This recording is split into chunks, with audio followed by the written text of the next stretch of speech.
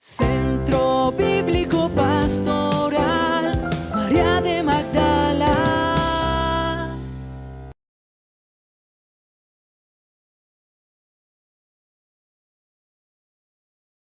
Pues les damos la bienvenida a esta reunión,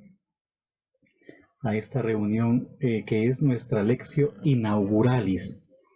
Y como muy bien saben ustedes, una Lectio Inauguralis es una clase que inaugura en cierta manera un año académico y que va de una u otra forma marcando el modo de reflexión, el modo de pensamiento justamente de una determinada institución. Vamos entonces a comenzar con una oración. Si tienen sus Biblias, pueden ustedes seguir también la oración que voy a hacer, que es básicamente apoyarme en el Salmo 121, entre paréntesis 120. En el nombre del Padre, del Hijo y del Espíritu Santo. Amén. Levanto mis ojos a los montes. ¿De dónde me vendrá el auxilio? Mi auxilio me viene del Señor que hizo el cielo y la tierra. No dejará caer, no te dejará caer, tu guardián no duerme ni reposa el guardián de Israel. El Señor es tu guardián, tu sombra protectora. No te herirá el sol durante el día, ni la luna de noche. El Señor te protege de todo mal, Él protege tu vida. Él te protege cuando sales y regresas, ahora y por siempre. Gloria al Padre, y al Hijo, y al Espíritu Santo, como era en el principio, ahora y siempre, por los siglos de los siglos. Amén. Antes de que hermana Ana Francisca proyecte las diapositivas, pues, que nos van a servir como de guía en esta lección inaugural y en esta reflexión, yo quería compartir con ustedes con muchísima alegría la materialización de nuestra asociación, de la Asociación Privada de Fieles María de Magdala. Y para ello voy a utilizar una página de Google. Voy a presentarles aquí y digitamos Google Maps.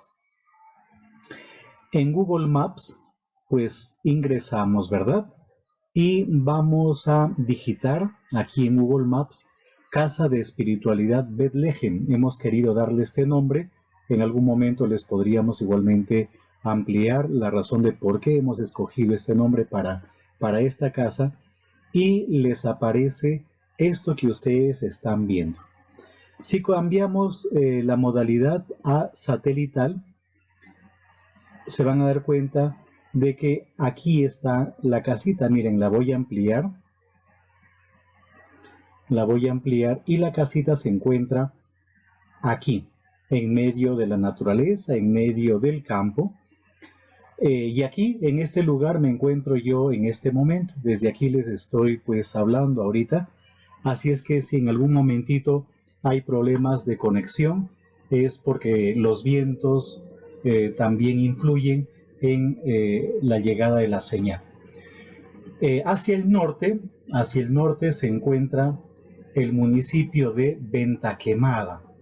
Entonces aquí vamos a llegar, más o menos por esta vía, vamos a llegar al municipio de Ventaquemada. Aquí está. Este es el municipio de Ventaquemada. Y desde Bogotá hasta Ventaquemada es un promedio de 2 horas, hora y media, 2 horas más o menos. Y desde Ventaquemada hasta la casita, hasta nuestra casita, hay un promedio caminando de unos 40 minutos, ¿no? A un paso, pues, más o menos normal. De bajada sí es un poquito más rápido.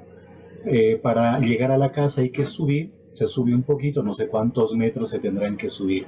Y aquí tenemos algunas fotografías. Esta es la entrada. Esto ya es después de haber atravesado el portón. Aquí está la casita, como ustedes pueden ver. Luego tenemos algunas otras fotos que nos van indicando la ruta para poder llegar a este centro de espiritualidad. ¿Y por qué les compartimos esto? Porque pues para nosotros es motivo de muchísima alegría contar con este lugar. Estamos de verdad recién organizando las cosas, hay mucho camino por recorrer, pero desde ya esta casita quiere abrir sus puertas para todos ustedes, para que tengamos aquí una serie de actividades, ¿no? Este es el ingreso y aquí al fondo se ve un poquito pues la casita. Bien, yo creo que más adelante habrá tiempo para seguir hablando sobre esto, para seguir compartiendo sobre esta casita de espiritualidad y no solamente sobre ella, sino desde ella. Muy bien, ahora sí vamos a comenzar con nuestra lección inaugural.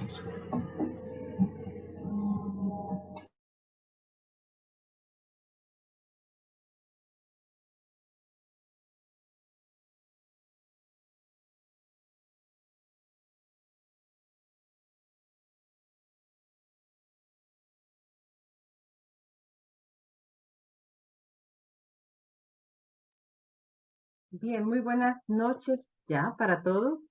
Ya estamos 44 personas, un bonito grupo para dar inicio ya en concreto al tema que queremos desarrollar. Nosotros cada año tenemos un tema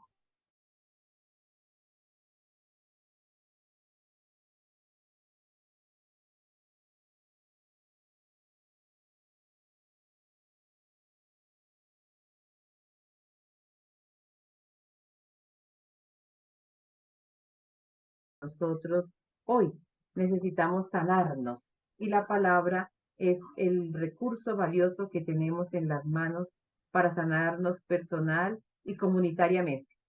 Este año nosotros quisimos tener como tema, es el tema que va a atravesar todo el año, más o menos es Biblia y arqueología, geografía y arqueología bíblica, pero sobre todo pues nos vamos a detener en geografía, algunos lugares de la tierra que llamamos Tierra Santa hoy en día, algunos lugares de aquellos que Jesús pudo haber recorrido con sus discípulos y que sin lugar a duda pues marcan la espiritualidad de los cristianos y del pueblo de Israel. Por eso la lección inaugurales pues tiene que ver con ese concepto que repetimos tanto de tierra prometida. A menudo siempre hablamos de una tierra prometida y cuando leemos las escrituras, de manera particular el Pentateuco, vamos a encontrar que el tema de la tierra prometida es un hilo conductor, mediante el cual pues nosotros podemos hacer todo un recorrido desde el Génesis hasta el Deuteronomio y seguidamente, porque podemos seguir con Josué y Jueces y siempre vamos a tener el concepto o la expresión la tierra prometida. Una tierra que sin duda, como para el pueblo de Israel, como él lo escriben ellos, una tierra que es generosa, es una tierra que emana leche y miel. Esto lo vamos a especificar un poquito más adelante.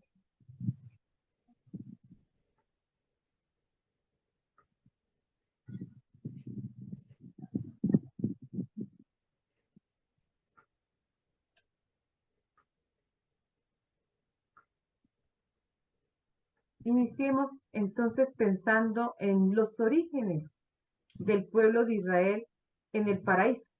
La Biblia comienza por allí.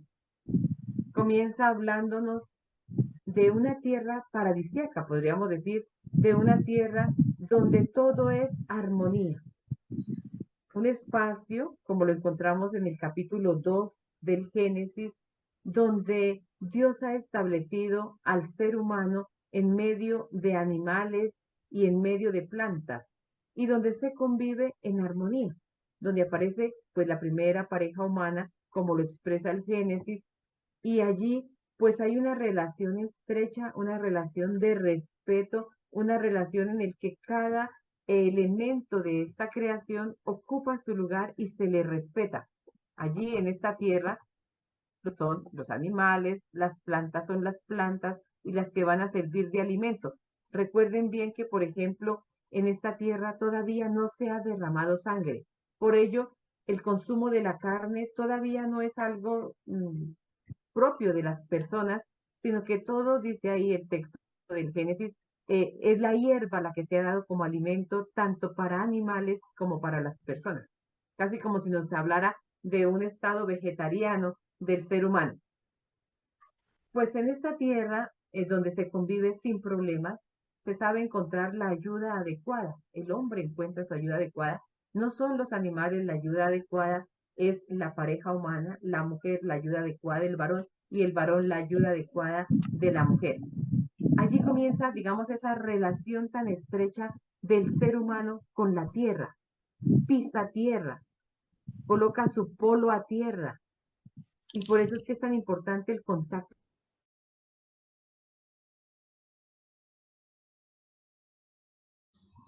Anita, se te fue el audio. Creo que hay un problema de conectividad.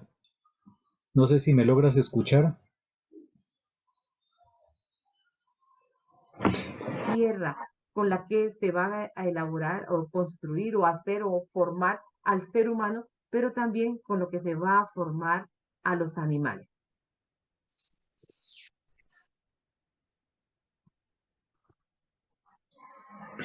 La hermana Ana Francisca estaba hablándonos, por ejemplo, en la lámina anterior de lo paradisíaco de la tierra, la armonía.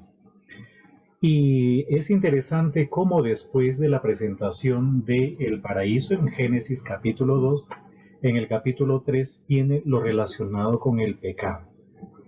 Y cómo el ser humano, por sus propias acciones, pierde justamente la posibilidad de habitar en esa tierra paradisiaca. Cuando uno se pone a ver qué cosa es lo que está detrás de la tentación, la síntesis, podríamos decir así, o el punto de partida de todo mal, es el deseo que tiene el ser humano de convertirse a sí mismo en Dios. La tentación de la serpiente es en sintonía o va en sintonía con que el hombre se haga a sí mismo Dios, se convierta en Dios. Y como consecuencia de ese acto egoísta, termina convirtiendo ese estado paradisiaco en un ambiente totalmente hostil. Las relaciones buenas que hay terminan volviéndose en su opuesto. La relación, por ejemplo, del hombre, del ser humano con Dios, del ser humano consigo mismo, con los demás, con la misma naturaleza, se vuelve caótica, termina siendo caótica. Es interesante cómo el culmen justamente de ese acto pecaminoso, por decirlo de alguna forma, es en la muerte del hermano por el hermano. Ese es como el punto más alto de pecado al que llega el ser humano, o más bajo, si queremos verlo también de esa manera. Y en alguna ocasión les hemos comentado, lo volvemos a manifestar en este momento, como por ejemplo el nombre de la primera víctima, tal como aparece en el libro del Génesis, es Hebel, ¿verdad? Que está en relación con Hebel, que es vanidad. Cuando uno lee el libro del Eclesiastés, comienza con prácticamente con la misma palabra, porque Abel significa vapor, significa algo que se esfuma. Entonces, ¿cómo la tierra se convierte en un espacio hostil como consecuencia de la acción negativa del ser humano? Y el punto más bajo a donde puede caer es en el intento por eliminar por completo a la persona. Pero también, y la imagen que nosotros estamos viendo en este momentito, pues nos hace caer en cuenta de ello, las catástrofes, las calamidades, siempre han jugado igualmente un papel como desestabilizador dentro de la posibilidad de habitar dentro de un determinado territorio. Y la consecuencia del pecado hoy en día, también como fruto de las guerras, estamos viendo varias guerras, varios conflictos en el mundo entero, algunas tensiones como por ejemplo entre las dos Coreas, pero ya guerras efectivas entre Rusia y Ucrania, casi 3 años de combates, luego lo que está sucediendo entre Israel y Hamas en la franja de Gaza, pero un sinnúmero de guerras también en África, por ejemplo, o incluso tensiones en nuestro continente. Todo eso consecuencia, evidentemente, en algunos casos, de la actitud egoísta del ser humano, pero en otras ocasiones la tierra también se ve totalmente herida como consecuencia de las catástrofes naturales. Aquí también cabe resaltar, porque si ustedes se dan cuenta, venimos desde el Génesis y vamos avanzando. Y si llegamos nosotros al capítulo 11 del Génesis, encontramos la famosa Torre de Babel, como la hemos titulado, y podríamos decir que es el afán del hombre, leyéndola desde esa perspectiva, de alejarse de la tierra, de separarse de la tierra, de dejar de colocar, como decía hace un momento, los pies sobre la tierra, ese polo a tierra, de caminar sobre la tierra para elevarse, así como podríamos decir que hoy en día vivimos también en apartamentos tan elevados que nos alejan del piso, de la tierra, y que a veces, si nos damos cuenta, nuestra sociedad...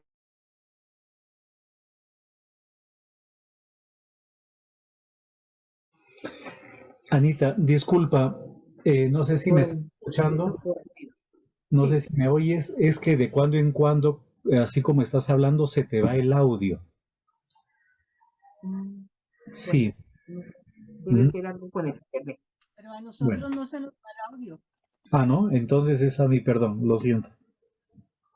Bien, entonces continuamos. Entonces estaba diciendo cómo podríamos estar alejándonos de la tierra y el alejarnos de la misma tierra y del contacto con la tierra, pues nos puede llevar también a deshumanizarnos, porque ya no estamos en ese contacto con aquella que fue, digamos, la generadora de vida en un inicio, ¿no? Junto con Dios. Pero la Biblia nos presenta, luego de esto, que hay una esperanza que empieza a aparecer, porque comienza a aparecer una serie de personajes que nosotros los llamamos los patriarcas, ¿verdad? A quienes se les van a hacer dos grandes promesas.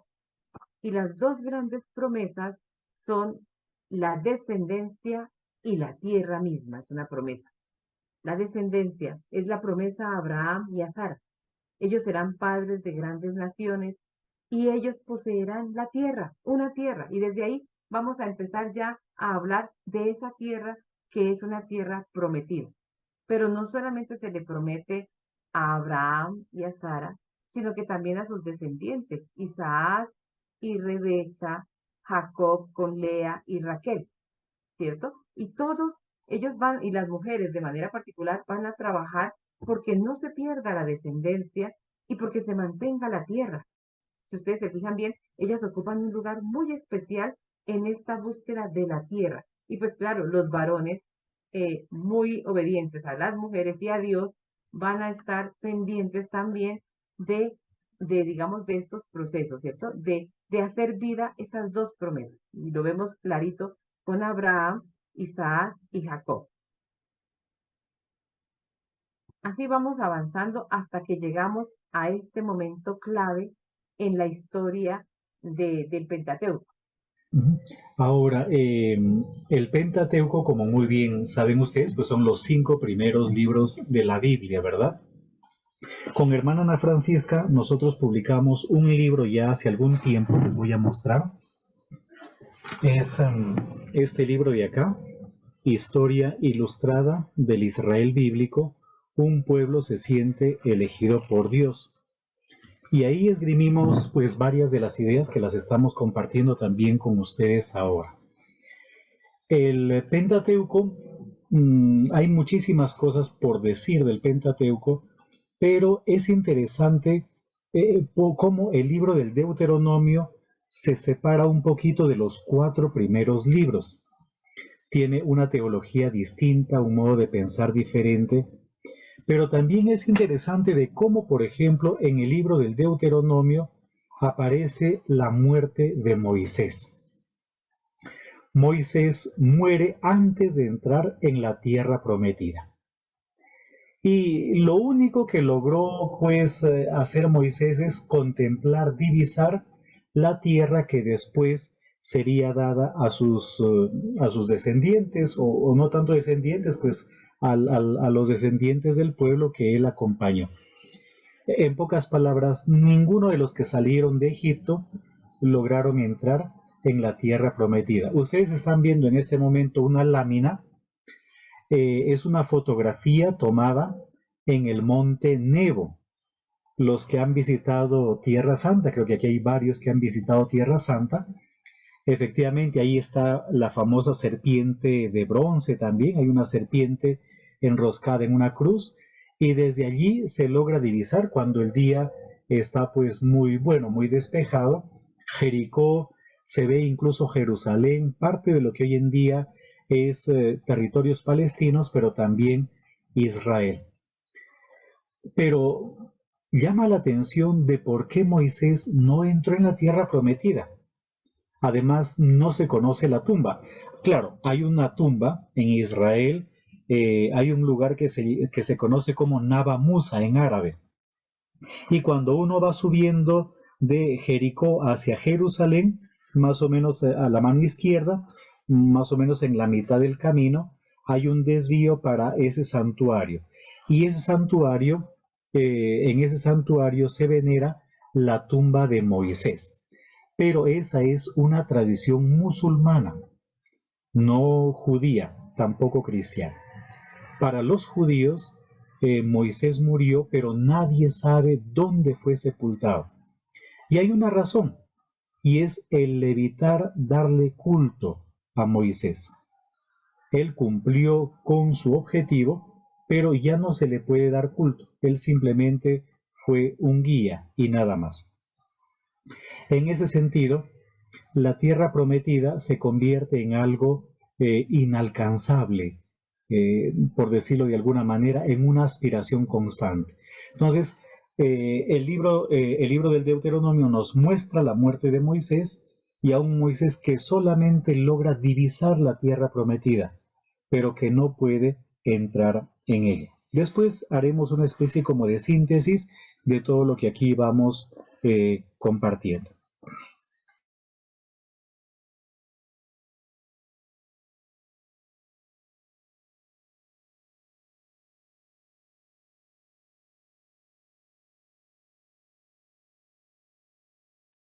Y todo el Deuteronomio, desde el Deuteronomio, vamos a ir siguiendo con unos libros que en la tradición bíblica, en el estudio bíblico, vamos llamando libros históricos.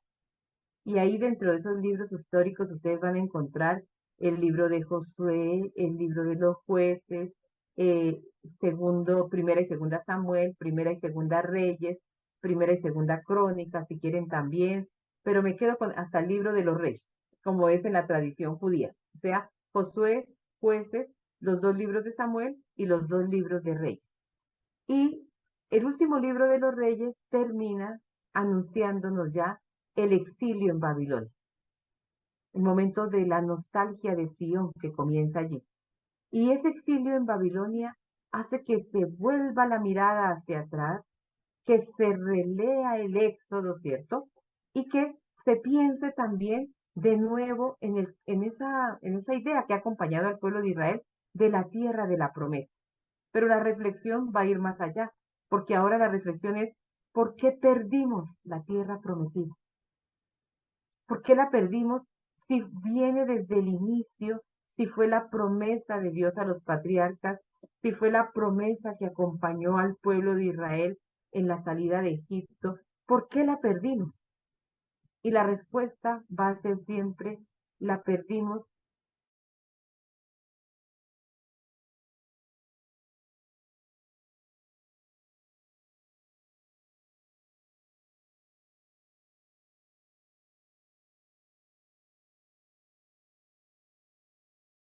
se sientan a reflexionar y a pensar cómo recuperar esa tierra de la promesa.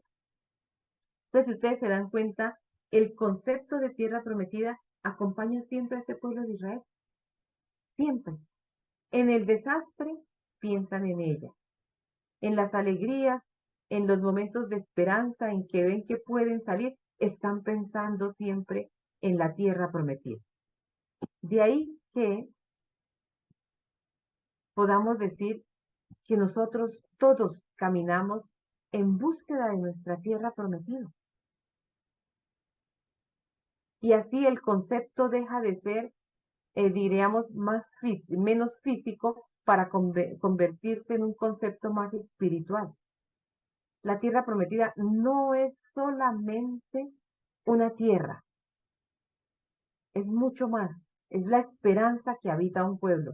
Es el caminar tras una promesa. Eso es la tierra prometida. Y aquí yo voy a decir algo que me parece muy importante y es que digamos, esa expresión de tierra prometida no solo le pertenece al pueblo de Israel, no es solo del pueblo de Israel, es también de muchos de las tribus nómadas de los lugares desérticos, ¿cierto? De las tribus nómadas, por ejemplo, del Sahara y las tribus nómadas del desierto de la parte de Irak y de Bagdad, de esas partes, digamos, de esas partes del Medio Oriente. Para ellos, ese concepto está ahí. Caminan hacia una tierra prometida, pero no siempre quieren llegar a la tierra prometida. Y yo creo que eso es algo que es importante. Es caminar hacia un lugar y a lo mejor sin querer llegar exactamente a ese lugar, para que la esperanza no muera. Entonces caminamos hacia. En este caso yo podría hablar exactamente de un pueblo que se llama los Tuareg. Para los Tuareg del desierto del Sahara, de la parte subsahariana y del Sahara, para ellos, eh, dicen ellos, caminamos también hacia nuestra tierra prometida, pero nosotros no queremos llegar. ¿Por qué no queremos llegar? Porque entonces dejaríamos de ser caminantes. Dejaríamos de ser caminantes. Pensemos en esta idea que de aquí en adelante, hasta que terminemos la exposición sobre el concepto de tierra prometida, nos va a acompañar. Tal vez una cosita en sintonía con lo que Ana Francisca estaba hablando, y como les comenté cuando escribíamos este libro, colocamos una pequeña parte que tiene como título el exilio en Babilonia, el telón de fondo de diversos relatos bíblicos, sobre todo de relatos bíblicos de el Pentateuco. Y es que, como se sabe por los estudios bíblicos, gran parte de las Sagradas Escrituras, o mejor dicho, del Antiguo Testamento, se organizó en el exilio, en una época en que Israel no tenía territorio, en que Israel incluso se aferraba a su supervivencia como nación. Y hago un pequeño paréntesis en sintonía, por ejemplo, con la coyuntura, pues, del conflicto que desde octubre del año pasado está enlutando básicamente a los dos pueblos, al pueblo israelí actual y al pueblo palestino también, de cómo, por ejemplo, muchos grupos judíos, esto lo deben haber escuchado ustedes en los medios de comunicación, no están curiosamente a favor del Estado de Israel, porque para ellos el tener un territorio o el apoderarse de un territorio es de una u otra forma dejar de lado toda esta especie de reflexión sobre la tierra y esta especie también de reflexión de cómo ser una nación sin un territorio fijo. Pero de esto hablaremos un poquitito más hablaremos un poquito más adelante también.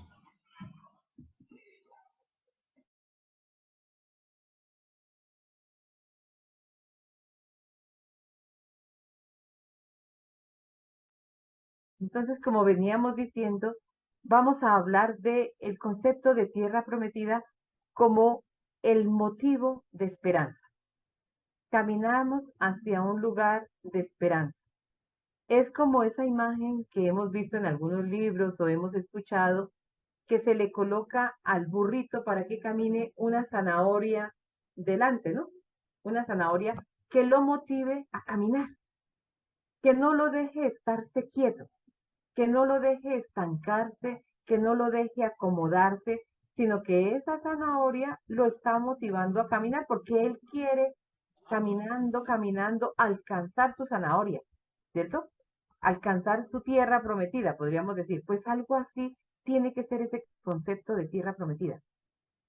Por eso está más que todo desarrollado en el libro, en el Pentateuco, en los 5 primeros libros. de manera más particular en el Éxodo, en el libro de los Levíticos, Números y en el Deuteronomio, donde se habla muy lindo de la tierra prometida.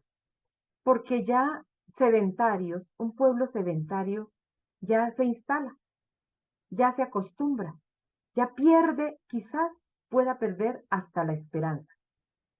Y ahí sí que, como dice el dicho, la esperanza debe ser lo último que se pierda. Estos que tenemos aquí en imagen son los hombres del Sahara. Ellos son eternos caminantes. Son grupos que siempre están yendo de un lugar al otro. Esa es digamos, el prototipo, diríamos, de los pueblos nómadas, ¿no? De los pueblos del desierto. Y yo creo que ahí es donde se cuaja el término o la expresión tierra prometida. Una tierra prometida, una tierra a la que queremos llegar, pero a donde tenemos que llegar es caminando, avanzando, avanzando, siempre avanzando.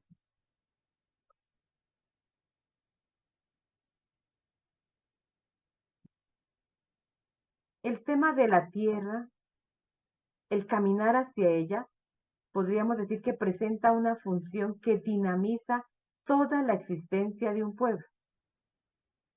Y aquí escribíamos que es una función utópica, o sea, un no lugar, ¿no? Un lugar hacia donde avanzamos, que no existe todavía, que no lo tenemos todavía, que no lo podemos plasmar todavía. Un lugar hacia donde avanzamos que está en el corazón del proyecto escatológico del pueblo judío. Por eso es algo hacia donde avanzamos, pero que aún no podemos tocar. Y creo que también ese concepto entra para nosotros los cristianos. Si la tierra prometida no puede ser, vuelvo a repetirlo, un lugar de instalación. Es un lugar que nos invita constantemente a transitar, a movernos, a avanzar, a caminar. Y aquí hay algo muy interesante, y es que el camino a la tierra de la promesa marca un itinerario. Pero ese itinerario es un itinerario personal, yo, y familiar con los míos, ¿cierto? Como en el caso de Abraham. Abraham tiene que salir de Ur de Caldea para desplazarse y comienza una serie de desplazamientos hasta la tierra prometida. Y el Génesis en el capítulo 12 nos va mostrando cada uno de esos lugares donde él va llegando y cómo allí donde él va llegando, él va haciendo un altar para Dios, para el Dios único. Pero ese desplazamiento que es personal, porque es el de él, tiene que ir también con el desplazamiento familiar.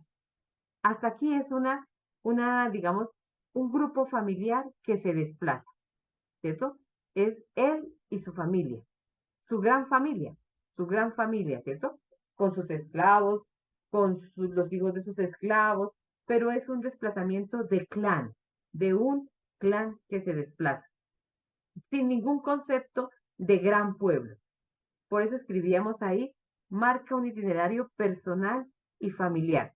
Pero si bien es cierto que es un itinerario personal y de los míos, tiene que ser también un itinerario colectivo, porque es el itinerario de un pueblo, como en el caso de Moisés que acompaña al pueblo y de Moisés y Aarón que van juntos acompañando al pueblo, el itinerario colectivo, el de un pueblo que va a marcar ya la ruptura con un pasado de esclavitud, como lo dice el Éxodo, ¿cierto? Hacia una tierra de la libertad. Y todo eso está plasmado en los libros del Éxodo al Deuteronomio. Por eso decimos que es el concepto propio que atraviesa el Pentateuco.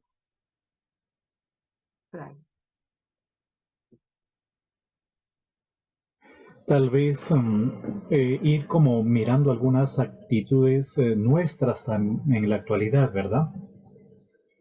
Nosotros solemos utilizar la expresión se instaló o es una persona instalada.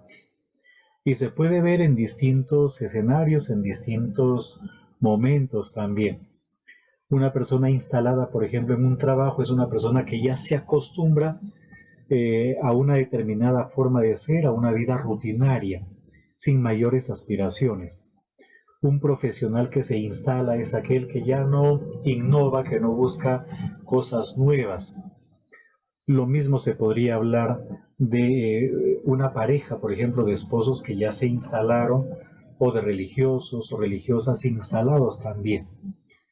Entonces, en ese sentido, como mencionaba hermana Ana Francisca, el concepto de tierra, tal como lo estamos viendo, primero en la Sagrada Escritura, en el Antiguo Testamento en concreto, eso es analizado desde el exilio. Y en segundo lugar, es también una especie como de aspiración, de deseo. Detrás de ello está la esperanza, el seguir caminando, el seguir avanzando. Hay toda una motivación al no estancarse, al no quedarse, al no permanecer en algo que simplemente puede terminar como jugándole en contra porque no le permite avanzar mucho más.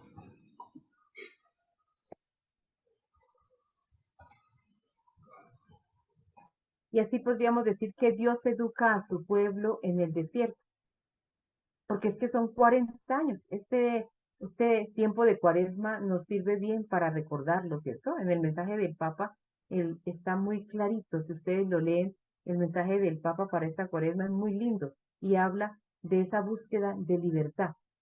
Dios educa a su pueblo en el desierto y sabemos bien que este pueblo, que es educado en el desierto, porque esos 40 años fueron para educarlo, que este pueblo en el desierto encontró a Yahvé, pero lo encontró fue en el ejercicio de desplazarse hacia la tierra de la promesa. Israel no encontró a Yahvé, a su Dios, una vez que haya entrado a la tierra, instalado en la tierra. No, lo encontró en el desierto. Por algo también decimos, y no lo decimos nosotros, sino que lo dice la tradición judía, la Torá fue dada en el desierto. La escritura fue dada en el desierto, fue entregada al pueblo de Israel en el desierto, para que ningún judío vaya a creerse más que el otro por ser dueño de la escritura, para que ningún hombre se engría, dice la tradición judía, sino que para que todos sintamos que es en el desierto, que es la tierra de nadie, donde Dios habló a su pueblo. Y precisamente por algo ellos colocan allí el gran monte Sinaí o el monte Oreb, como lo querramos llamar, Sinaí Oreb, es allí en el desierto, porque el desierto no le pertenece a quién, a nadie, a nadie. El desierto es de todos y todos estamos llamados a hacer la travesía del desierto. Y una vez más insistimos, a Dios se le encuentra en el desplazamiento. Tal vez, Perdón, esa es como la espiritualidad nuestra, ¿cierto? La espiritualidad nuestra no es de estar estáticos. Claro que sí, necesitamos los tiempos de estar sosegados y tranquilos. La espiritualidad nuestra es la de encontrar a Dios en el camino. Somos el pueblo del camino. Y acuérdense bien que a los primeros cristianos los llamaron los seguidores del camino. Cosa muy distinta a que fuéramos budistas, ¿cierto? O algo así para estar sentados, instalados, esperando que la iluminación nos llegue así desde arriba. No, nosotros somos personas en movimiento, en desplazamiento. Y eso tendríamos que tenerlo como muy presente en nuestra existencia y en nuestra vida espiritual. Perdón, Willy. no, era como para hacer memoria también aquí en esta lámina, apoyándonos en esta lámina, dice, Dios educa a su pueblo en el desierto. El libro de de Oseas, perdón, es muy interesante y el pobre Oseas tuvo la mala suerte de comprometerse un par de veces con dos personas que simplemente no lo respetaron. Primero una mujer prostituta y después una mujer adúltera. No sé si a lo mejor el orden lo estoy cambiando. Y evidentemente va a tener hijos también con esas mujeres y los nombres de los hijos son simbólicos. No se sabe muy bien si se trata de un hecho histórico en la vida del pobre Oseas o de si por el contrario él está empleando esa figura, esa manera de expresión para transmitir un mensaje. Pero hay una parte en el libro de Oseas muy simpática, lo deben haber leído ustedes, la deben haber leído ustedes. Entonces, él dice, ya sé lo que voy a hacer, voy a ponerle espinos para que la mujer no se vaya detrás de sus baales, detrás de los maridos, ¿no? Y se da cuenta de que no se puede retener por la fuerza a nadie, porque el amor es siempre libre. Y luego dice, voy a hablar con los hijos, pues para que hablen con la mamá y hagan que la mamá entre en juicio y que deje de comportarse como se está comportando. Pero se da cuenta de que tampoco eso es muy efectivo, de que no va a surtir efecto. Y al final dice algo muy bonito, seguramente ustedes lo habrán leído muchísimas veces. Ya sé, dice, voy a llevarla al desierto y le voy a hablar al corazón. Le voy a hablar al corazón. Y cuando yo le hable al corazón y en el desierto, con toda la connotación de desierto que ya nos hablaba la hermana Ana Francisca, el desierto siempre ha sido visto como el lugar de las peores tentaciones, pero también como el lugar de la alianza. Y Oseas está apuntando justamente a esa realidad, al momento de la alianza. Entonces, el pueblo, cuando mire sus orígenes, cuando mire, por ejemplo, todo lo que tuvo que pasar o que tuvo que suceder hasta que lleguen a constituirse como nación, es cuando comprenderá realmente quién es Dios y cuál debe ser el modo de comportarse frente a Dios. Entonces, el estar en el desierto, no en una ciudad, no instalados, sino el volver al momento en donde se caminaba y se caminaba con esperanza, puede ser también tremendamente sanador, terapéutico y evidentemente motor de conversión, de transformación, de cambio.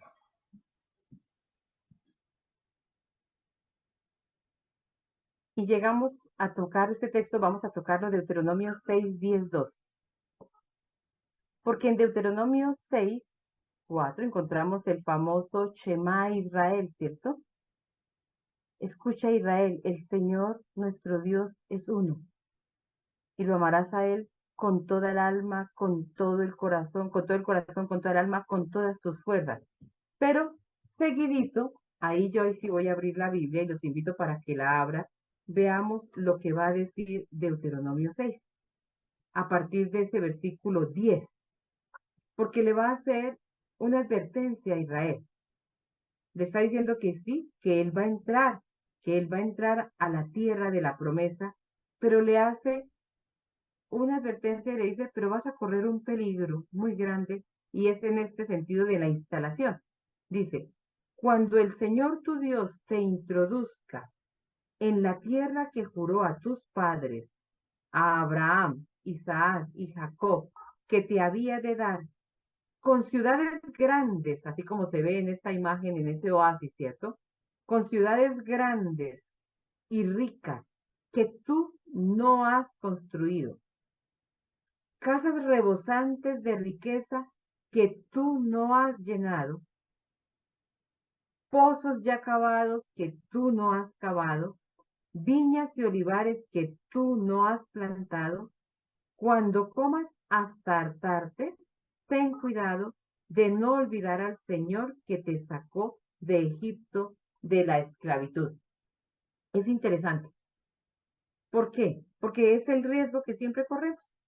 El riesgo de que acomodados y gozando quizás de lo que ni nosotros mismos hemos cosechado, ¿cierto? Hemos sembrado y que estamos ya cosechándolo, se nos olvide quién es el Dios que nos ha acompañado en todo el caminar. Sobre todo, quién es el Dios que nos sacó de la esclavitud. Quién es el Dios que nos puso a caminar. Y quién es el Dios que nos acompañó en el camino. Y ese es un riesgo siempre. Por eso la tierra prometida siempre tiene que ver con la desinstalación. No se instale. Y la tentación nuestra y el peligro nuestro siempre es a estar instalados. Y dice más adelante en Deuteronomio 8, para que lo leamos. En Deuteronomio 8, muy lindo, dice, recuerda el camino que el Señor tu Dios te ha hecho recorrer estos 40 años por el desierto, para afligirte, para ponerte a prueba y conocer tus intenciones y ver si eres capaz o no de guardar sus preceptos.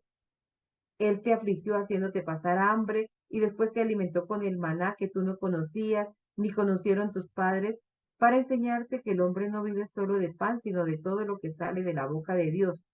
Tus vestidos no se han gastado, ni se te han hinchado los pies durante estos 40 años, para que reconozcas que el Señor tu Dios te ha educado como un padre educa a su hijo, para que guardes los preceptos del Señor tu Dios, sigas sus caminos y los respetes. Y todas estas son las advertencias antes de entrar en la tierra de la promesa. Y Dios ya le advierte al pueblo, cuidado porque la tentación de ustedes y a lo mejor la inclinación de ustedes como pueblo es siempre a acomodarse. Y se les va a olvidar caminar. Y se les va a olvidar andar libremente, ¿cierto? Avanzar libremente y se van a volver esclavos ya no de Egipto, sino esclavos del lugar donde van a habitar, porque se van a instalar de tal manera que se van a volver o van a volver de nuevo a la esclavitud. Tal vez en sintonía con lo que estamos ya nosotros teniendo, viviendo como tiempo litúrgico, el tiempo de la cuaresma, ¿verdad? Comenzamos con el miércoles de ceniza y cuando nos imponen la ceniza hay dos fórmulas. Hay una que dice, conviértete y cree en el Evangelio, es decir, haz un cambio de vida, transforma tu vida. Pero hay otra que a mí particularmente me llama mucho la atención y me hace pensar y reflexionar bastante. Y es, recuerda que eres polvo y al polvo vas a volver. Recuerda que eres polvo y al polvo vas a volver. ¿Verdad? Es decir, nuestra vida, aunque nosotros querramos darle un sentido o una dirección distinta, no, está como tendiendo siempre a una conclusión, a terminar de una determinada forma, de una determinada manera. Y si no tomamos conciencia de eso también, corremos el riesgo de instalarnos justamente. Y muchísimos problemas, por ejemplo, que hay en la humanidad, se debe en cierta manera a un no tomar conciencia de nuestra fragilidad, a un pensar que de una u otra manera nosotros estamos aquí para vivir eternamente e instalados. Y muchas veces descuidamos también toda la dimensión interior de nuestra vida, ¿verdad? Todas las capacidades que podamos tener. Y ahora sí llega la famosa frasecita de Números 14:8. Esa tierra es una tierra que emana leche y miel. Claro, aquí pues ellos están diciendo, ¿cómo vamos a entrar a esa tierra? Esa tierra es de grandes gentes, esa tierra, sí, es verdad, es una tierra muy rica, es una tierra que emana leche y miel, pero qué susto entrar allí. Pero nos quedamos es con esta expresión de una tierra que emana leche y miel. Pues ahí sí, físicamente colocamos una imagen de leche y una imagen de miel, ¿cierto? Físicamente, pero tenemos que ir más allá de pensar que sea esta leche y la miel esta, ¿no? Parece que la leche, según la tradición judía, podrían ser los higos, porque son lechosos, y la miel sean los dátiles. Pero no importa qué sea, puede ser la leche de las cabras, porque no hay vacas, sino cabras, ¿cierto? Puede ser la miel, sí, la miel de las abejas. Lo que nos interesa es que es una tierra nutricia. Esa tierra de la esperanza es una tierra que da alimento y que da un alimento como para niños, si ustedes se dan cuenta. Una tierra que emana leche y miel es el alimento de los bebecitos. Es el alimento de personas enfermas también que necesitan una dieta muy, muy suavecita. Tierra que emana leche y miel. Eso es lo que Dios quiere darnos. Nos va a dar alimento y alimento como de niños que necesitan seguir creciendo, seguir avanzando.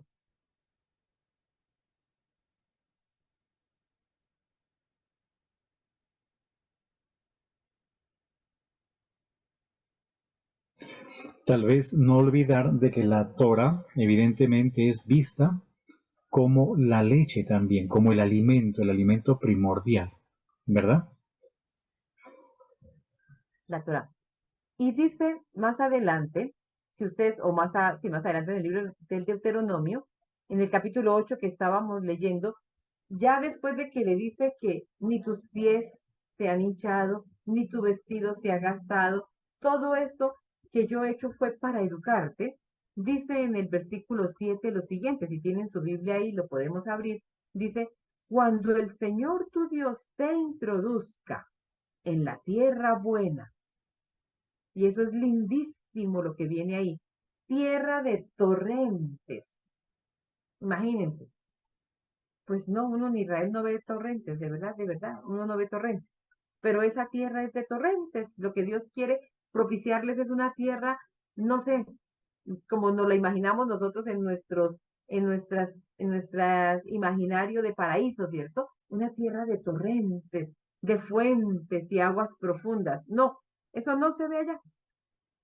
No, hasta el río Jordán es una miniatura, todo es pequeñito, y todo es más tirando a desierto, ¿cierto? Pero bueno, Dios promete es una tierra llena de agua, ¿no? Torrentes, fuentes, aguas profundas que emanan en el monte y la llanura, mire, que emanan en el monte y la llanura. Y luego de que nombra toda esa fuerza, dice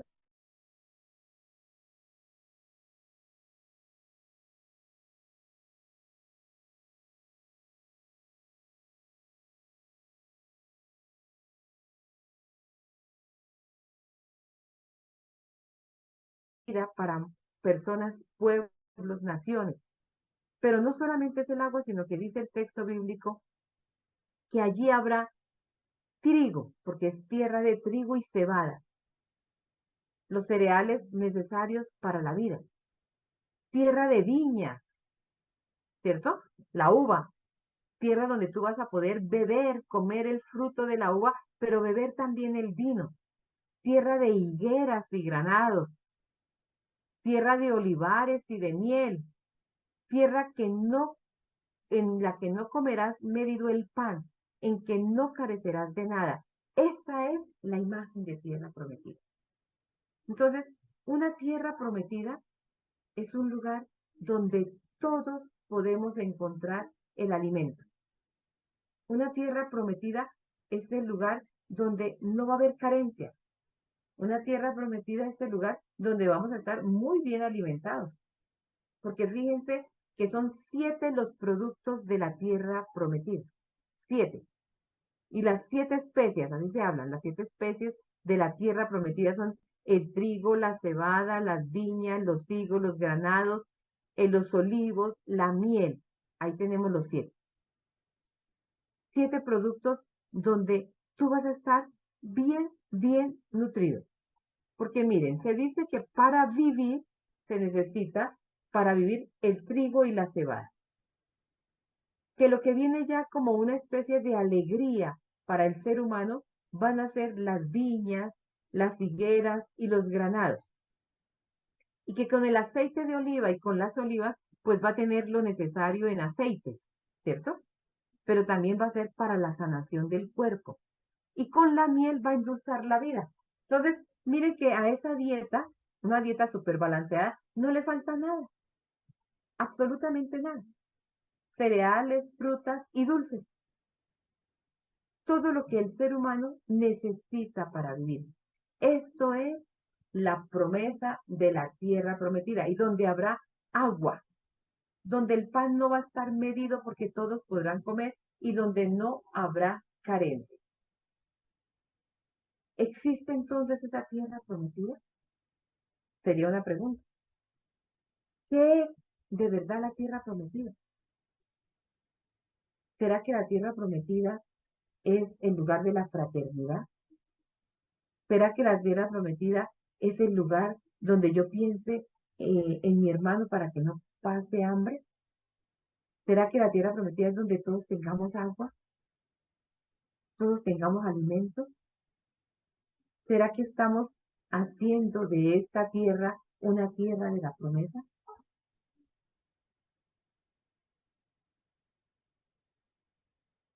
Vale. Sí, yo creo que tal vez la reflexión que acabas de hacer, pues, es muy oportuna en este tiempo. En este tiempo, curiosamente, eh, es muy triste ver de cómo, por ejemplo, la Tierra, con todos los avances que hay, en lugar de volverse cada vez más paradisíaca, se vuelve un lugar hostil.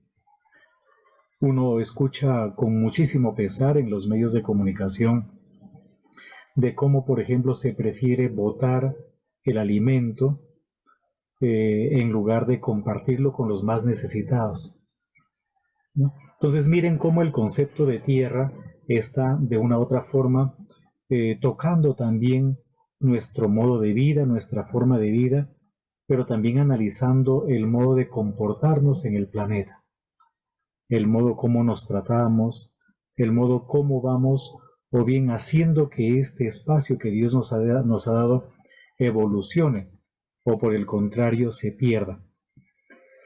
Yo escucho, aunque en diferido por ahora, por los trabajos y cosas por el estilo, los noticieros. El Papa Francisco hace ya algún tiempo habló de que estamos en una tercera guerra mundial escalonada. Hoy en día como que los conflictos se agravan un poco más. Donald Trump, que está como candidato en Estados Unidos, ha dicho que es inevitable una tercera guerra. Y en unas entrevistas que han hecho a ciertos líderes, dicen que una tercera guerra sería terrible, que la humanidad, tal vez peor que antes, está ahora como al borde de su extinción, simplemente por unas actitudes pues totalmente inhumanas por parte de los líderes, ¿verdad? O de los pueblos, que creen que mediante las armas se puede obtener el poder, entre otras cosas más. Entonces miren cómo el concepto de tierra en la Biblia, nos permite a nosotros reflexionar muchísimas otras cosas, no solamente sobre el suelo como tal, sino sobre nuestro comportamiento, nuestra actitud, nuestro modo de ser, nuestra forma de vivir también.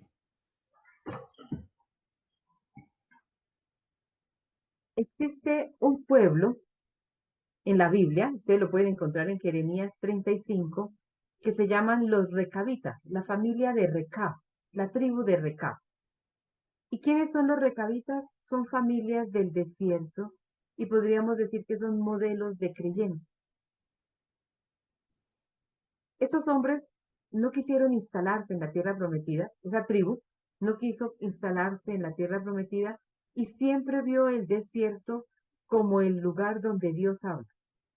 Incluso todavía hoy.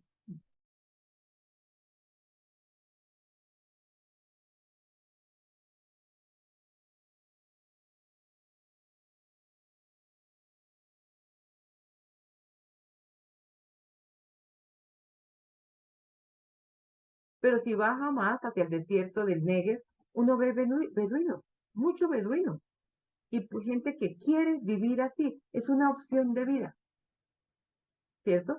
En un momento, Jeremías quiere que los recabitas, pero Jeremías lo hace porque el Señor se lo pide, que llame a los recabitas para que vayan al templo. Y allí en el templo les ofrecen de beber. Y los recabitas responden, si ustedes quieren pueden ir al versículo 6 del capítulo 35, para que ellos beban y pues se acerquen a esa cultura que ya se ha instalado. Y los recabitas van a responder, no bebemos vino, porque Jonadab, hijo de Recab, nuestro antepasado, nos dio la siguiente orden. No beberán jamás vino, ni ustedes ni sus hijos, no construirán casas, no sembrarán semillas, no plantarán ni poseerán viñas, sino que habitarán en tiendas de campaña toda la vida, para que vivan largos años en la superficie de la tierra en la que residen. Y para ellos, el desierto es el lugar donde Dios habló a los patriarcas y donde ellos deberían seguir escuchando la voz de Dios. O sea, es una opción de vida, habitar en el desierto. Y pues es una vida dura, porque no es fácil, pero es una vida que para ellos es su vida, su vida. Y entonces el Señor después va a decir que ellos son los que verdaderamente son modelos de creyentes, porque hicieron una opción y la viven a plenitud, o sea, la viven exactamente, sin dejarse llevar por la vida sedentaria. Y se le propone como modelos al pueblo de Israel sedentario. De ahí que se haya dicho siempre que ellos conservaron la tradición, pero que ellos conservaron el ideal de la vida en el desierto. Y se llaman los recabitas. Entonces vean cómo, aunque el pueblo ya está instalado en la época de Jeremías, muy instalado, siempre está el llamado de Dios. Vean cómo otros no se han instalado, cómo otros han querido vivir en esa vida libre de los pueblos beduinos. Tal vez un poquito en sintonía con lo que hace un ratito mencionaba hermana Ana Francisca con respecto a los recabitas, simplemente como a manera de, sí, de cultura y de curiosidad también. En Israel, o sea, dentro del territorio de Israel, en la actualidad hay unas tribus beduinas. Los beduinos son los habitantes del desierto y son en cierta manera nómadas, ¿verdad? Entonces yo les cuento una anécdota. En alguna ocasión, pues nosotros cuando hacíamos las excursiones en Israel, cuando estaba estudiando en la escuela bíblica y en Jerusalén, mirábamos desde el bus a estas personas que tenían como sus pequeños campamentos en el desierto y veíamos cómo llegaban algunos días a la semana ciertos buses oficiales, buses enviados por el gobierno. Eran unas escuelitas rodantes, entonces el gobierno de Israel quería como incorporarlos y les daba educación, pero era una educación en estos buses rodantes, ¿verdad? Y yo recuerdo que en alguna ocasión dije, ¿y por qué no se hacen sedentarios? Deberían hacerse sedentarios, ¿no? ¿Por qué tienen que estar así? Eso fue lo que yo dije más o menos dentro del grupo con los que estábamos compartiendo. Y una de ellas, una biblista, Wilma Mancuello, ella es de Paraguay, muy reconocida también, autora de varios libros ya, éramos compañeros pues ahí en Jerusalén. Entonces ella dijo, ¿y por qué no pueden ser nómadas? O sea, ¿cuál es la razón para no ser nómadas? ¿No? ¿Y qué te hace pensar a ti que la vida de sedentario es precisamente la mejor? Y fue una reflexión tremendamente interesante la que en ese momento se produjo.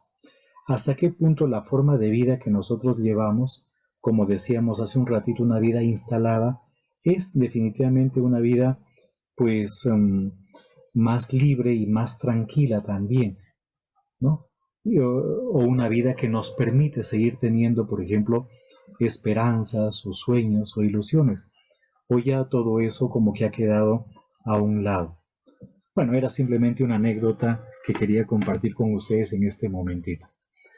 Aquí tenemos en esta lámina una palabra, parroquia, ¿verdad? Parroquia. Y ustedes pues van a sus parroquias, ¿no? Si ustedes quieren bautizarse, dicen, bueno, tienes que ir a la parroquia. Si quieren hacer la primera comunión, pues a la parroquia. Si uno quiere casarse, a la parroquia, y todo se hace en la parroquia. Una celebración eucarística también en la parroquia. Pero curiosamente la palabra parroquia no tiene un origen religioso. Hoy en día si le damos una connotación más religiosa.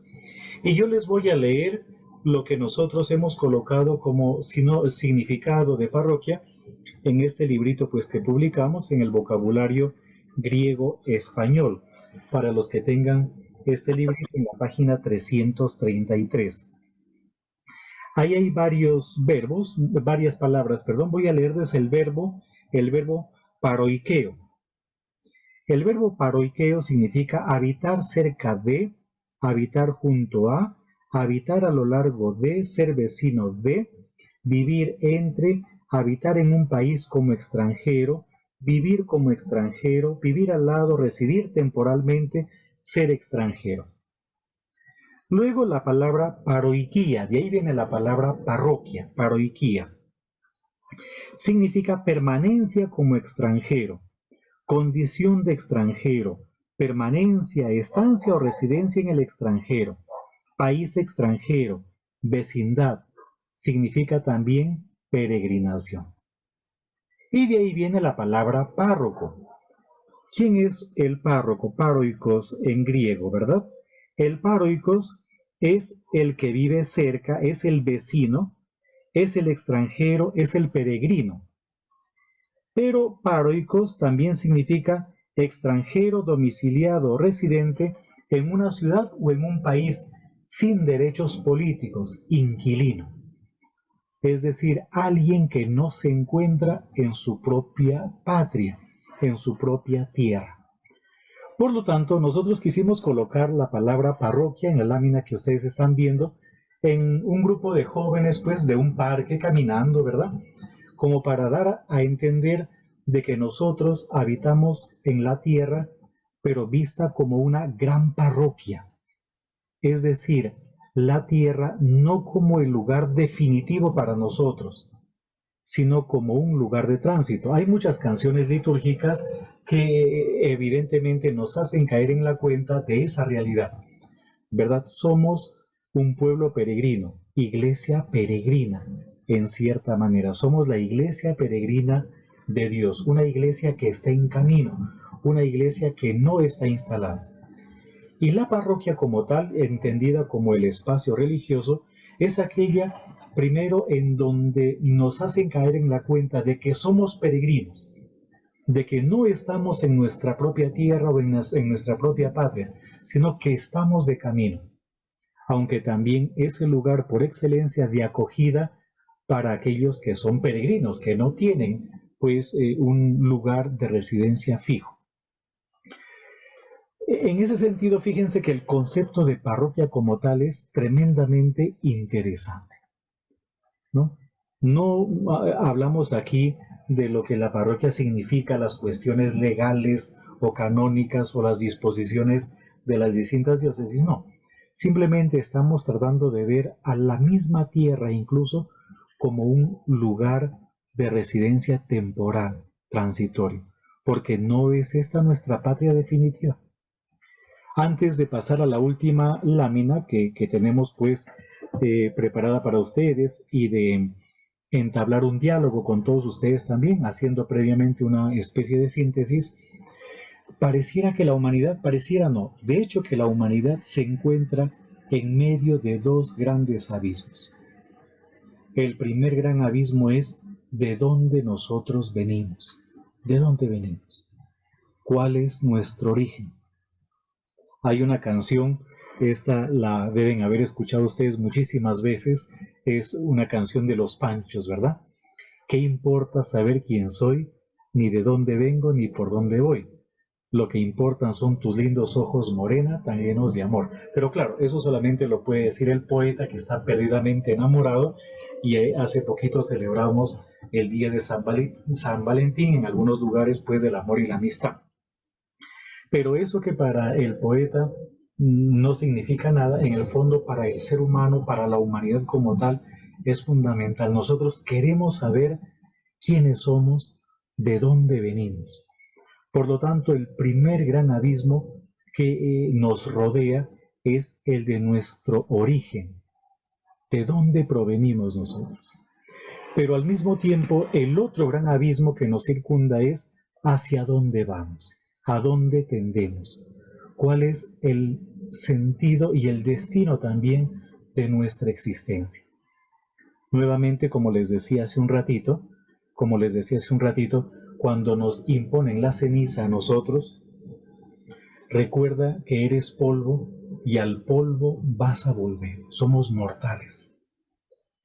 Es decir, que nuestra vida, la vida de nuestro cuerpo, camina hacia un desenlace del que nosotros no podemos salir, al que nosotros no podemos evitar. Pero nuestro interior, digamos así, qué tipo de caminos está también recorriendo y realizando, ¿verdad?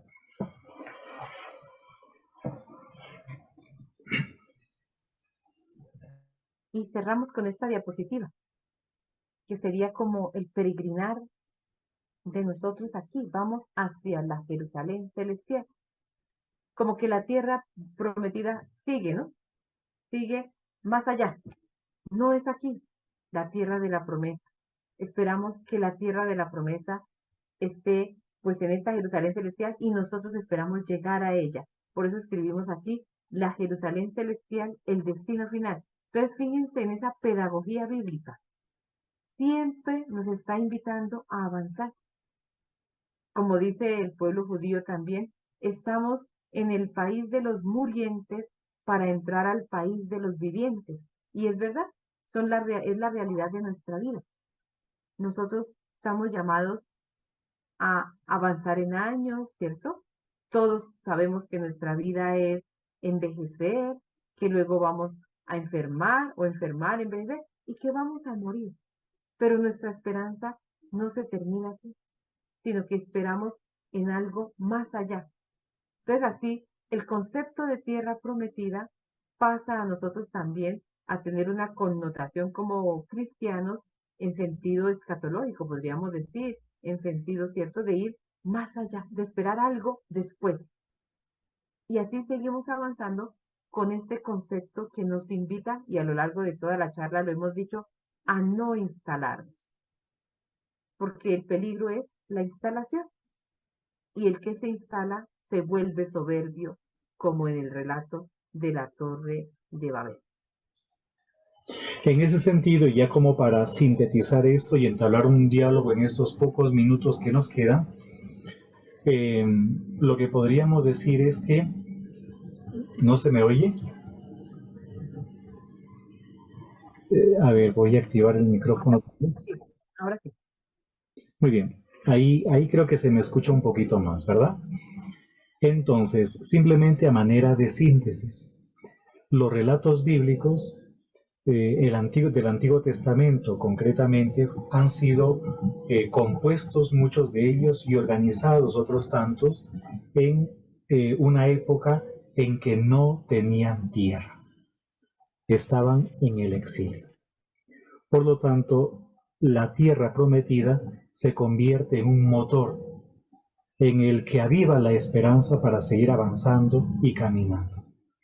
Y fíjense, y eso es lo que nosotros colocamos también como conclusión en el librito que publicamos, algo extraordinario debe haber dentro del judaísmo.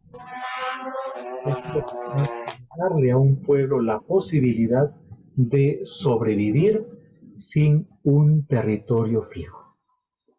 Curiosamente, como les dijimos en algún momentito también, hoy en día un grueso grupo de judíos se opone al Estado de Israel, porque piensan que eso es dejar de lado lo que ellos a lo largo de muchísimos años han logrado concebir sobre la posibilidad de ser una nación sin un territorio fijo y evidentemente libre de problemas o de dificultades que el tener un territorio fijo trae consigo. Pero eso también les permite caminar y avanzar en la historia, siendo una especie de referente para otros pueblos. Muy bien, nos quedan unos minutitos y en estos minutitos podríamos dialogar, no necesariamente responder preguntas, sino también escuchar las reflexiones que ustedes puedan tener, experiencias que puedan igualmente compartir, ¿verdad?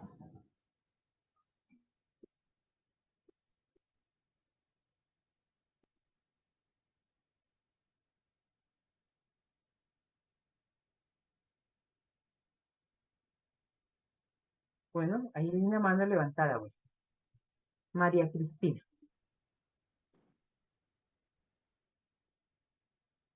Creo que es para compartir, María Cristina.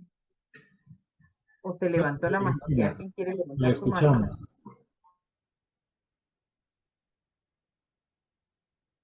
O mientras activa el micrófono, si alguien más puede Yo A también. ver, yo quiero opinar frente a la tierra prometida, ¿no? Entonces, pues es un sentido de una mente muy abierta, donde se puede ver que el estar aquí es de verdad no instalarnos, sino mirar un futuro, no solo para personal, sino también comunitario. Y cómo ese sentido se hace es con la fraternidad y con la lucha de todos en alcanzar esa meta de que todos tengan pan, de que todos tengan tierra y a la vez, pues hay en el cómo entender el sentido escatológico, ¿no? Esa parte sí quisiera preguntarla. ¿Cómo yo puedo entender el sentido escatológico ahí en ese sentido? Sí, es lo que estábamos diciendo, es decir, somos peregrinos, eternamente peregrinos, que eso siempre lo repetimos en la iglesia, ¿verdad? ¿Y eso qué quiere Sí, decir? Es siempre porque el riesgo de la humanidad, el nuestro de creyentes como cristianos, pero de toda la humanidad es la instalación. Es la instalación. El día en que nos instalamos, nos anquilosamos. El día en que nos instalamos, nos llenamos de mucho chéchere y de muchas cosas que no nos deja avanzar. Entonces, pues claro, yo sé que de pronto nosotros los que somos religiosos sabemos más de este movimiento, de estar siempre en movimiento, en cambiar de casa. Este cambio de casa también nos hace desinstalarnos y nos permite ir a otro lugar y avanzar. Pero todo el mundo lo puede vivir y lo debería vivir, ¿cierto? Todos. Y es que no llenarnos de tanta cosa que no necesitamos. Saber vivir con lo necesario, con lo que se necesita verdaderamente, pero también estar dispuestos al compartir. Y eso nos hace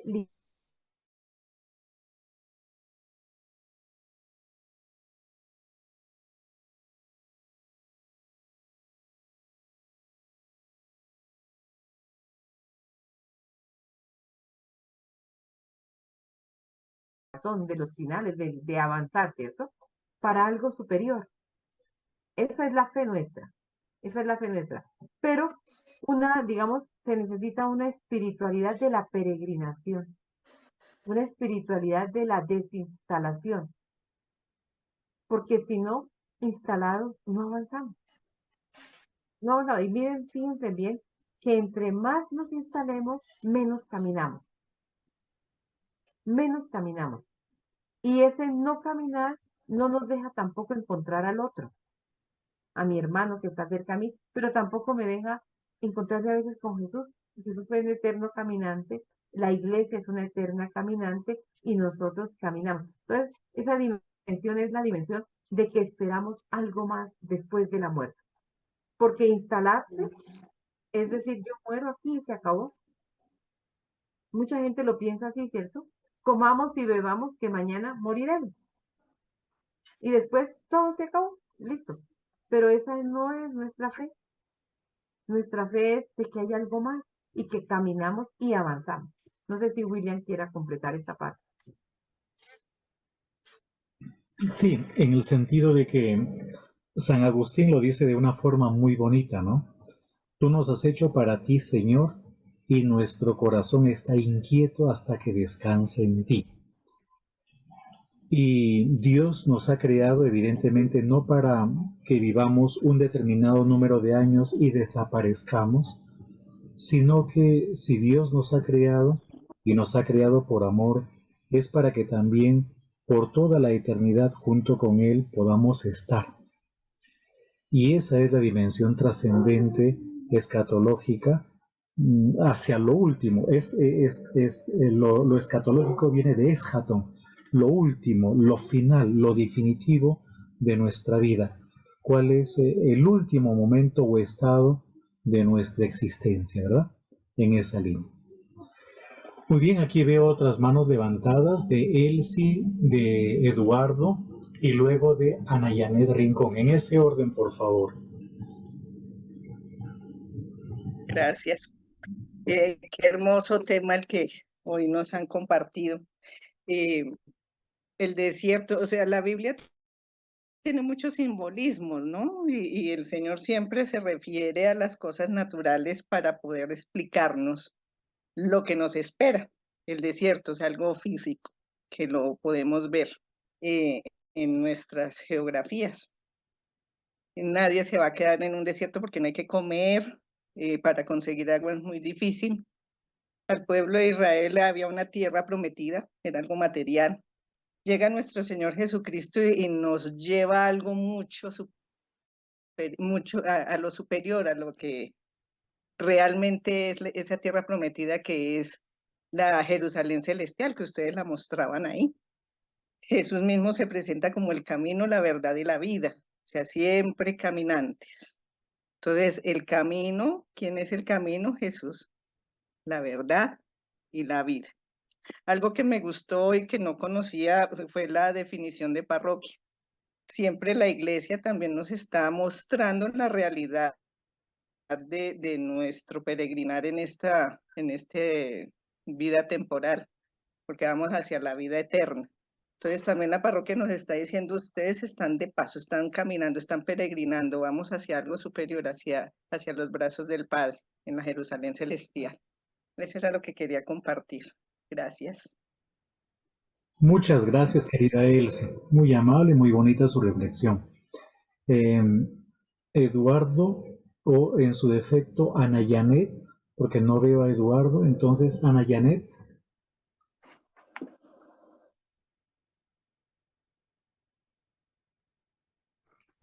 Madre, buenas tardes. Madre, buenas tardes, ¿cómo están? ¿Me escucha, padre? Sí, señor, sí, hola, Nayara. Gracias, madre. Bueno, en la exposición nos dice que el desierto nos invita a caminar, que el desierto nos lleva a ser conscientes de nuestra fragilidad. Pero estamos puestos en una tierra que emana leche y miel. Y en algún momento de la exposición también nos habla de que nosotros somos realmente, que la tierra es agreste con nosotros, pero yo pienso que somos nosotros los que somos agrestes con la tierra. En ese punto, entonces yo digo, yo reflexiono sobre lo siguiente. Estamos en un momento de cuaresma, en un periodo en el que la reflexión es la que nos lleva a este periodo, para que este periodo de 40 días nos haga precisamente, nos lleve precisamente a ese caminar hacia el interior, ¿sí? El desierto que nosotros vamos a vivir en estos 40 días, o el desierto al que nos invita este periodo de cuaresma, es un periodo a caminar hacia nuestro interior, a despojarnos de ese hombre egoísta, prepotente, que se encuentra instalado y que se vuelve soberbio, como usted lo explicaba, madre. Entonces, yo pienso que siendo peregrinos sobre esta tierra, buscando estar siempre en movimiento, ese estar en movimiento nos lleva precisamente a lograr entender que aunque la tierra sea una tierra que emana leche y miel, nosotros debemos siempre tener claro que nuestro desierto, si no lo es físicamente, como ese espacio geográfico donde las condiciones de vida son tan difíciles, sí, al caminar hacia nuestro interior nos lleva a avanzar en algo que viene después, como usted nos hace reflexionar, nos lleva a entenderlo. Entonces, ese desierto que inicia en esta cuaresma es lo que nos permite a nosotros despojarnos de todos nuestros ismos tan difíciles que tenemos en nuestro interior y que nos lleva también a poder compartir con ese prójimo, a no olvidarnos que no somos solos en esta tierra, sino que somos en compañía de ese prójimo y que es entre juntos o entre dos o en tres o en una comunidad, como un clan, como lo decía usted al inicio. eh, Dependemos de esa compañía, de ese apoyo mutuo para poder superar las dificultades de este caminar físico para poder llegar a un mundo de esperanza en donde seguramente la misericordia de Dios nos va a permitir otra clase de vida. Sí, señora. Muchas gracias, doña Janet. Muchas gracias. Muy amable, Janet, muchísimas gracias de verdad por lo que comparte y sí, muy apropiado también para este tiempo. Y fíjense cómo el tema nos ayuda igualmente dentro de de nuestro tiempo litúrgico, ¿no? Del tiempo de la Cuaresma. Muy bien, queremos despedirnos de todos ustedes, agradeciéndoles por haber Padre, hecho esta invitación. Eh, Llegó Eduardo. padre. Hola Eduardo, ¿qué tal? Sí, qué pena, es que se me interrumpió. Ah, Mire, bueno, padre, sí, estuve leyendo el libro de Ruth y querida hermana Ana Francisca. Es un libro que precisamente tiene mucha relación con esta situación. De hecho, al finalizar, Toca que apague un micrófono, Eduardo. Toca que apague un sí, micrófono. al finalizar nos está advirtiendo que es necesario aprender a ser, Eso es lo que tiene ya, ya. aprender a ser migrante. Todo el libro tiene una gran acogida hoy, porque precisamente Jordania,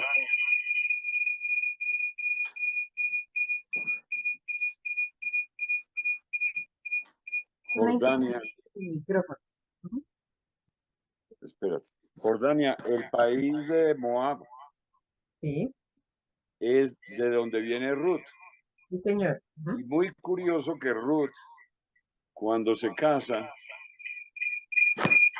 dice vos, qué pena, es que no logro controlar, he apagado todos los sonidos. De pronto tienes encendido el computador y el celular, te toca apagar uno de los dos. A ver, ¿ya?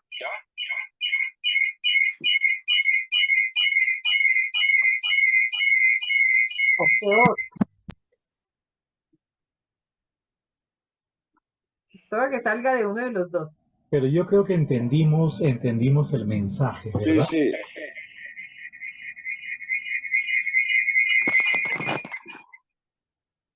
Aló. Ya, a ver. Mire, Eduardo. acaban de enseñarnos Cuando lo que hay es el lluvia, sentido de parroquia. se escucha ese Y es tipo de... precisamente esa situación que nos invita a vivir en peregrinación, en emigración permanente, en esa esperanza. Y ese libro yo veo que nos enseña mucho, porque incluso lo que hereda Ruth, incluso el mismo Booz, hereda lo que no tenían los cuñados de Ruth, ni la herencia que tenía en Moab. De eso no se habla. Se habla es de la herencia de la pertenencia al pueblo de Israel. Y es la pertenencia al pueblo de Dios. Por eso que último que dijo el padre sobre el sentido de parroquia, lo más importante es el sentido de pertenencia, no a la tierra. Por eso no entiendo eso del sueño americano. Donde se busca la leche y miel es en la abundancia en la instalación, en aquello que precisamente nos corrompe, nos instala en un abismo que ni pertenece a nuestro origen, ni pertenece a nuestro destino. Yo sí creo que lo que acaban de mencionarnos de la tierra prometida es muy sabio y quisiera reflexionarlo todavía más. Gracias. Muchas gracias, Eduardo. Muchas gracias. Muchísimas gracias, Eduardo. Entonces, pues con las opiniones, digamos, los comentarios que han sido de verdad muy, muy oportunos, queremos darles a todos ustedes también las gracias por haber acogido esta invitación. Y como mencionó hermana Ana Francisca al comienzo de este encuentro, queremos que la idea de tierra como tal, lo geográfico, se convierta en el hilo que una todas las actividades de reflexión en el centro bíblico oficiales, claro está, durante este año. Vamos a tener un curso sobre el Padre Nuestro, ojalá que puedan inscribirse, hagan también partícipe este curso a todas sus amistades, qué sé yo, para que se puedan inscribir. Tiene un costo muy, muy simbólico, muy módico, solamente 50,000 pesitos, pues que es muy, muy económico en realidad. Luego ya les iremos invitando a las demás actividades. Queremos que probablemente a partir de marzo o de abril estén pendientes, por favor, ya se puedan tener actividades aquí en Venta Quemada, en nuestra casita de espiritualidad. Estamos trabajando, por ahora estamos de albañiles, electricistas, gasfiteros, estamos de todo, prácticamente carpinteros también, tratando de poner en marcha esta casa y de acondicionarla para que todos ustedes puedan venir, reflexionar. Queremos incluso que visiten, hay lugares muy bonitos cerca de Venta Quemada misma es muy bonita. Yo no sé si sabían, por ejemplo, los colombianos, los que están en Bogotá, de que en Venta Quemada hay una casa en donde estuvo Simón Bolívar, es una casa muy grande, y el mismo puente de Boyacá pertenece a Venta Quemada, por hablar solo de esos dos grandes lugares relacionados con la historia de Colombia. Después ya tendremos otras conferencias, otros cursos y todos. No, William, vamos a tener de sobre verdad, Jericó. Perdón, Anita. La próxima conferencia abierta va a ser sobre la ciudad de Jericó. Ajá. Jericó, la ciudad de la luna, será el 14 de abril. Vamos a peregrinar a Jericó. Ajá. Para que vayan señalando ya en el calendario desde ahora el 14 de abril. Un abrazo gigante, que Dios les bendiga. Muchísimas gracias nuevamente por haberse conectado a esta Lectio Inauguralis del Centro Bíblico. Muchas bendiciones para todos, una muy buena noche y seguimos en comunicación. Que Dios les bendiga. Hasta luego. Muchas gracias, buenas noches. Gracias, madre, buenas noches. Feliz noche. Gracias. Muy gentil por todo. Muy bonito. Gracias, hermana y padre. Muchas gracias. Que pasen muy bien. Muchas gracias. De acá desde el Ecuador. Gracias. Bueno, gracias. Un abrazo para el Ecuador. Gracias, padre, muy amable. Hasta luego. Un abrazo. Gracias, hermana, muy amable. Gracias. Muy linda la reunión. Bueno, gracias. Gracias, hermana. Gracias, Fray. Muchas gracias. Gracias, Un abrazo. Gracias, padre. Gracias, mandarán otra vez de mí acá al Ecuador. Nos vemos. Un abrazo para el Ecuador. Gracias. Gracias. Hasta luego. Chao, Juanita. Saludos para los